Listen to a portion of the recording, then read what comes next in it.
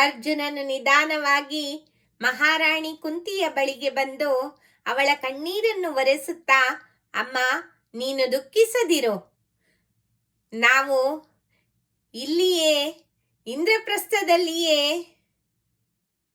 ಗಜಗೌರಿ ವ್ರತ ಪೂಜೆಯನ್ನು ಆಚರಿಸೋಣ.